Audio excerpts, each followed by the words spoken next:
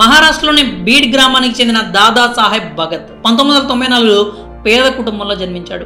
అతని కుటుంబం చెరకు తోటల్లో కూలి పనులు చేస్తూ జీవనం సాగించేది. దీంతో భగత్ కూడా పొలం పనులు చేసేవాడు. అలాగే ఆర్థిక ఇబ్బందులను ఎదుర్కొంటూ 10వ తరగతిని పూర్తి చేశాడు. ఆ తర్వాత ఐటీఐ చదివేందుకు పూణే వెళ్ళాడు. అక్కడ ఐటీఐ చదువుతూనే చిన్న చిన్న పనులు చేసేవాడు. ఆ చదువు పూర్తయిన తర్వాత ప్రముఖ tech company Infosys guest house లో ఆఫీస్ బాయ్ గా పనిచేశాడు. అతిథులకు టీ, నీళ్లు అందించేవాడు.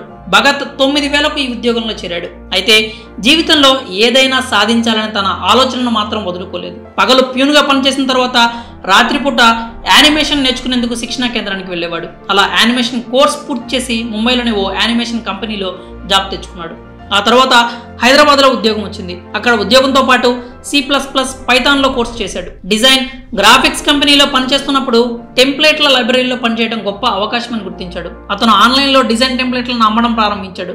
ఇలా సాగుతున్న సమయంలో ఓసారి భగత్ ప్రమాదానికి గురయ్యాడు. దీంతో అతడి ప్రణాళికలన్నీ చిన్నాభిన్నమయ్యాయి. చాలా నెలలు మంచం మీదనే ఉండాల్సి వచ్చింది. ఈ ప్రమాదం భగత్లోని ధైర్యాన్ని, లక్ష్యాన్ని తగ్గించలేదు. మంచం మీదే ఉంటూ డిజైన్లు, టెంప్లెట్లు తయారు చేయడం ప్రారంభించాడు. వీటిని విక్రయించడంతో జాబ్లో వచ్చే జీతం కంటే ఎక్కువ సంపాదించాడు. ఇక 2015లో నింత్ మోషన్ అనే స్టార్టప్ని భగత్ ప్రారంభించాడు. అతి తక్కువ వ్యవధిలోనే 6000 మంది కస్టమర్లు అతని కంపెనీలో చేరారు.